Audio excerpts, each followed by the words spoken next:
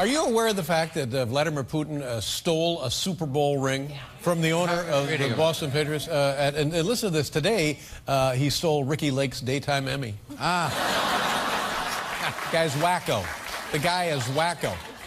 Here's what else he's been up to. Take a look at this. Violence, and we are continuing to strengthen our cooperation on this issue, including as we welcome Russia hosting the Winter Olympics in Sochi.